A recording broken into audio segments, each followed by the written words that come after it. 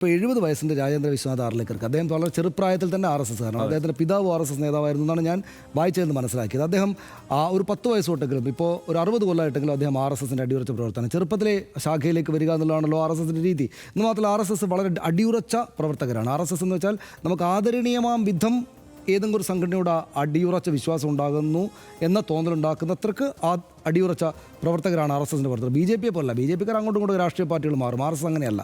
അപ്പോൾ അദ്ദേഹം അടിയുറച്ച RSS പ്രവർത്തകരാണ്. ഇപ്പോൾ അദ്ദേഹത്തിൻ്റെ ധാരണകളെല്ലാം അദ്ദേഹത്തിന് വളരെ ചെറുപ്രായത്തിൽ തൊട്ടേ കിട്ടിയതാണ്. അദ്ദേഹം 10 വയസ്സ് തൊട്ട് നമ്മൾ അനുമാനിക്കുന്നു അദ്ദേഹം ശാഖയിൽ പോയിട്ട് പഠിച്ച RSSൻ്റെ ഡെഡിക്കേറ്റഡ് ആയിട്ടുള്ള പ്രവർത്തനം നിലക്ക് അദ്ദേഹം മനസ്സിലാക്കിയ കാര്യങ്ങൾ വെച്ചാണ് അദ്ദേഹം ലോകത്തെ ആകെ മനസ്സിലാക്കുന്നത്. ഇപ്പോൾ ഒരു CPM-കാരൻ ഈ പറയുന്നത് ഞാൻ ഇന്നലെയും പറഞ്ഞു, ഒരു CPM-കാരൻ പിണറായി വിജയൻ CPM-ൻ്റെ പോൾ ബ്യൂറോ അംഗം ഏതാണ്ട് 10-15 വയസ്സ് തൊട്ട് അദ്ദേഹം CPM ആണ്. അപ്പോൾ ഈ അരിവാൾ ചുറ്റിക നക്ഷത്രം എടുത്തിട്ട് സ്വന്തം ഓഫീസ് കൊണ്ടുവച്ചിട്ട് മറ്റെല്ലാവരും വന്നിട്ട് ഇതിനെ ആദരിക്കൂ എന്ന് പറഞ്ഞുകൊണ്ടിരുന്ന ആളുകൾ അരിവാൾ ചുറ്റിക നക്ഷത്രത്തെ പരിഹസിക്കുകയുള്ളൂ. അത് നടക്കുന്ന കാര്യമല്ലാന്ന് അദ്ദേഹത്തിന് വളരെ പെട്ടെന്ന് എളുപ്പത്തിൽ മനസ്സിലാവുന്നതാണ് എനിക്ക് തോന്നുന്നത്. ഇവിടെ നമ്മൾ അതിശക്തമായിട്ട് ഞാൻ വി ശിവൻകുട്ടിക്കും ഗവർണർക്കെതിരെ നിൽക്കുന്ന ആളുകൾക്കും ഒപ്പമാണ്.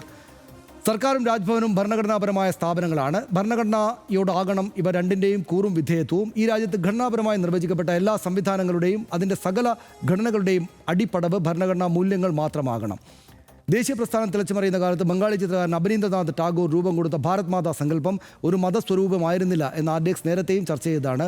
വെള്ളവസ്ത്രവും ജപമാലയും കതിർക്കറ്റയും പുസ്തകവും എന്തി നിൽക്കുന്ന ഒരു സാത്വിക മാതൃസ്വരൂപമായിരുന്നു അത്.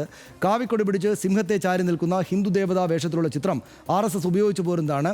അവർ ആ സങ്കല്പത്തിൽ രാജ്യത്തെ കാണുന്നതിൽ തെറ്റില്ല, അതവരുടെ സ്വാതന്ത്ര്യം. പക്ഷേ ആ പ്രതീകത്തെ എല്ലാവരും അംഗീകരിക്കണമെന്ന ശാഠ്യം ഭരണഘടനയുടെ ആത്മാവിനെതിരാണ്. ഭാരതമാതാവ് എന്നതൊരു സാംസ്കാരിക പ്രതീകത്തിനപ്പുറം ഭരണഘടനാപരമായ സങ്കല്പം അല്ലെന്നും നമ്മൾ ഓർക്കണം.